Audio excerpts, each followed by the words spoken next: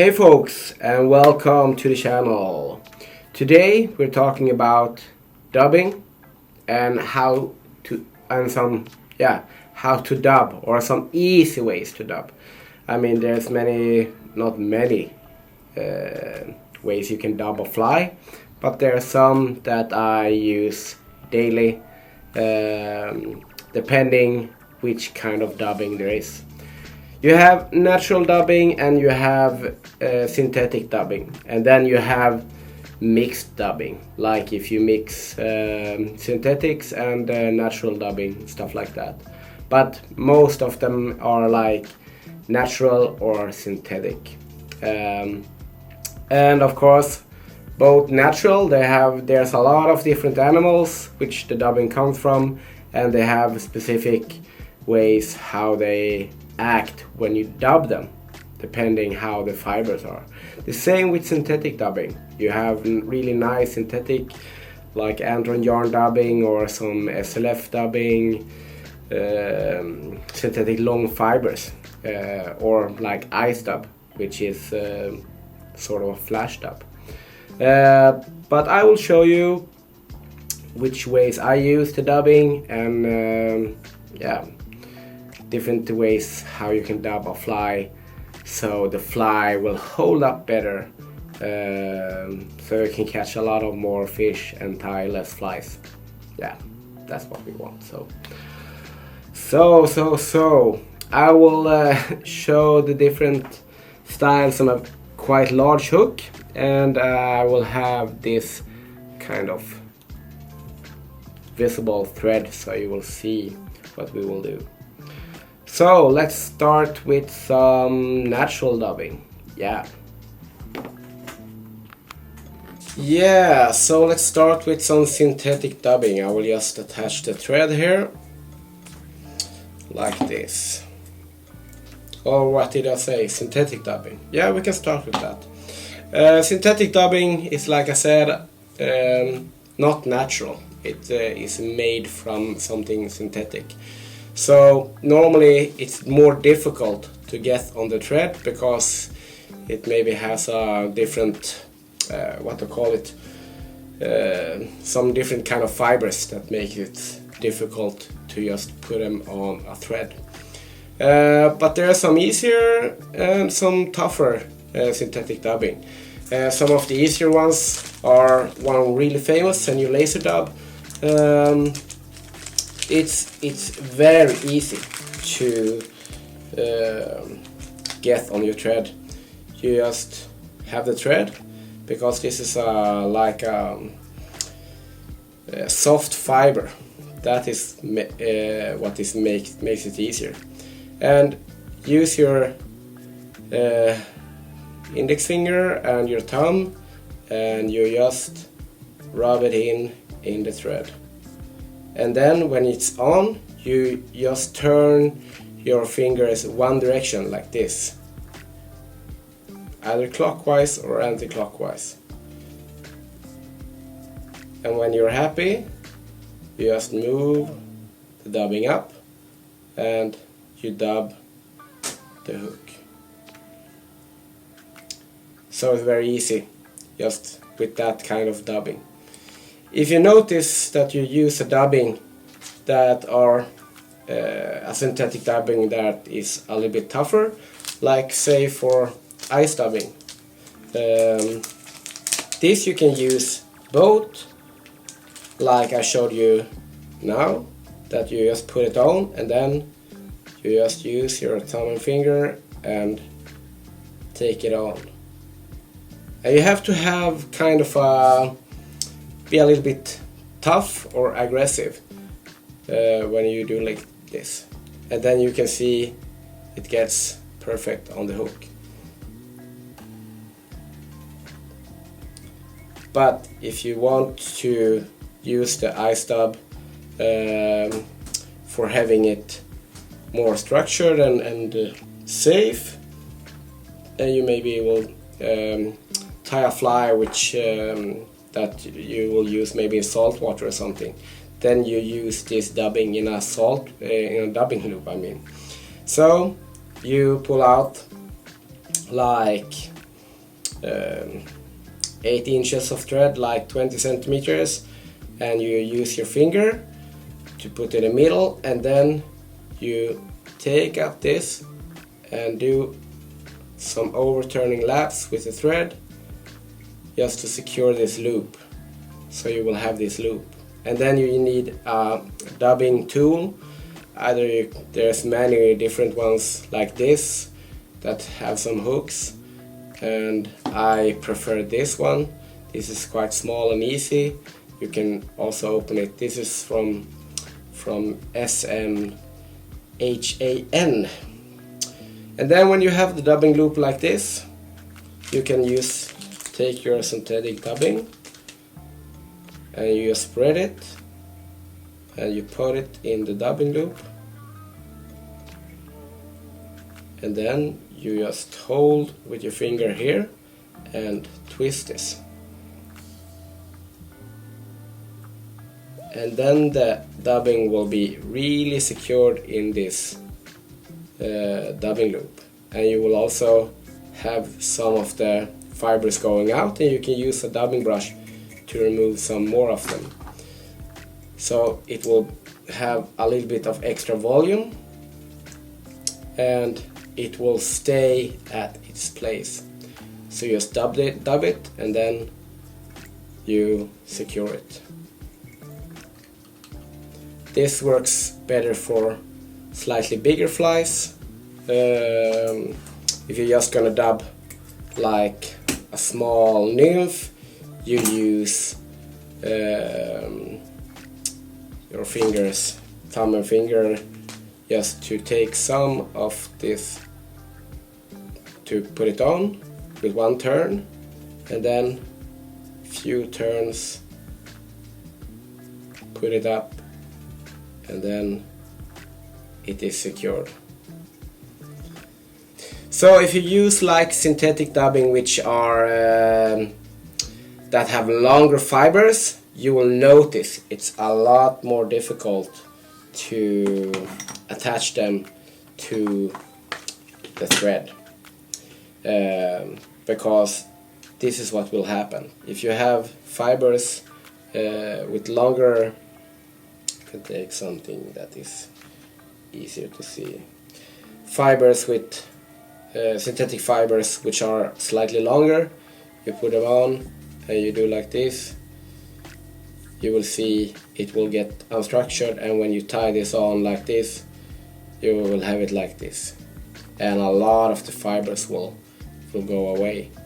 So that is why it's needed to use this dubbing loop, like I showed you.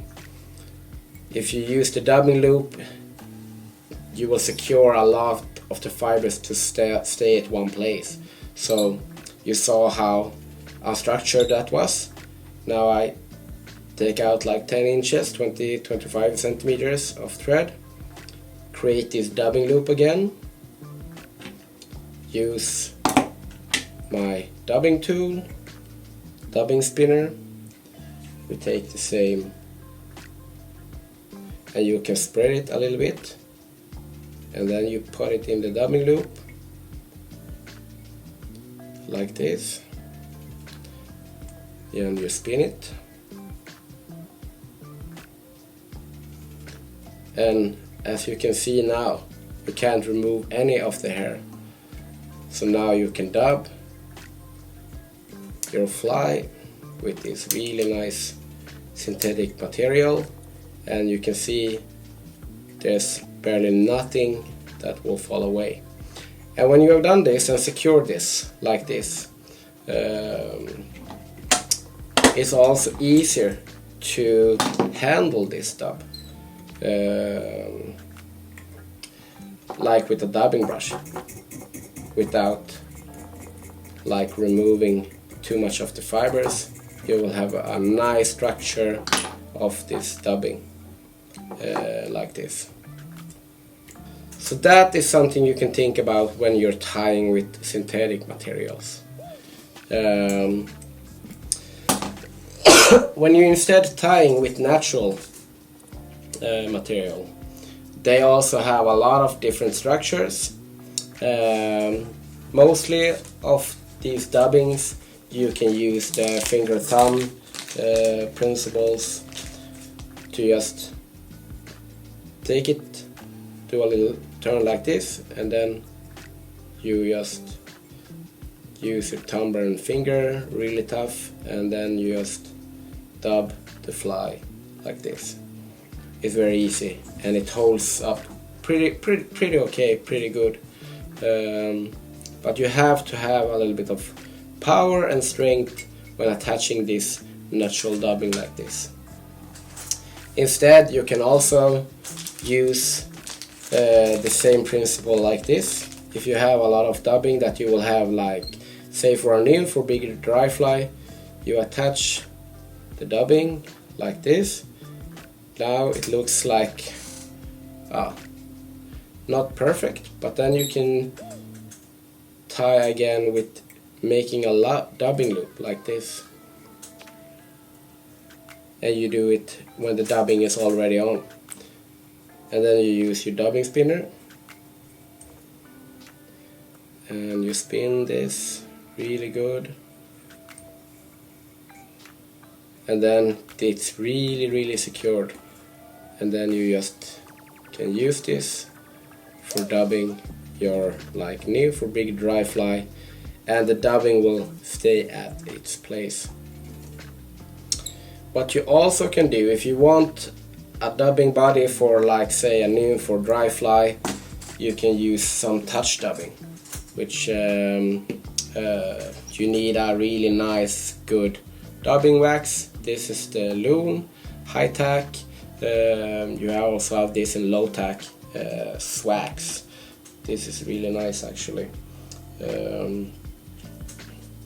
It is really tacky.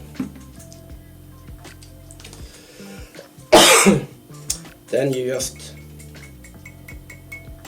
dub with the wax on your thread.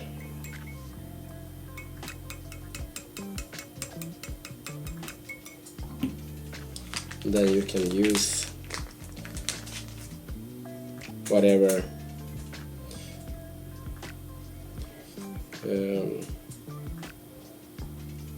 natural dubbing like this, and then you can just dub the fly like this, and you will have a fluffier, a little bit more fluffy body for your fly, which could be really nice if you want like a nymph, a buggy nymph or something like that.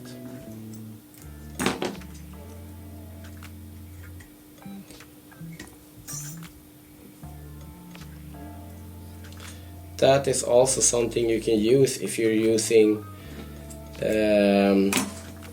natural dubbing, like say for example like a mole or hare's ear, where you want to have just a few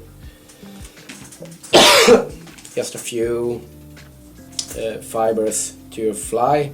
If you're tying really small flies, then you also can use some wax, and you wax your thread, and then you just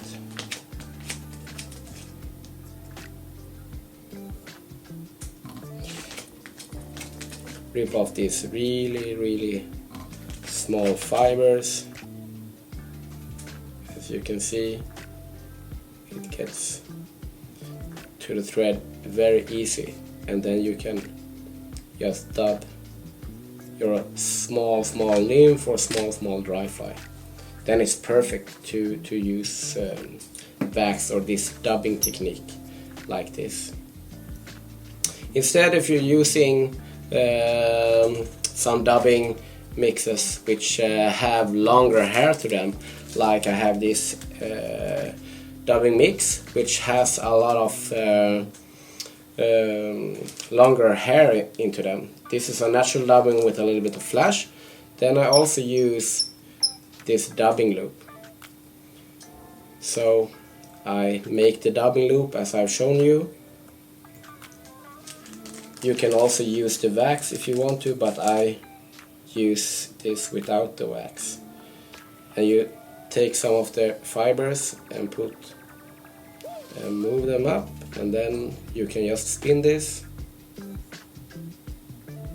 and you will have a perfect mixtures of hair and fibers sticking out, and then you can use a dubbing brush like this, and then you will have a fly that will hold up for a lot of fish, but you will still have the nice structure of the fly when using this technique, as you can see. And now I can use a dubbing brush just to put out some of the fibers, and it will look perfect. Okay folks, so that is some of the techniques I use daily, when I'm tying flies. Of course I don't tie flies daily, but most of the time when I tie flies, these are the techniques I use depending what kind of material it is I'm using and what kind of fly I'm tying, of course. So hope you learned something, and give it a thumbs up and subscribe to the channel. Take care.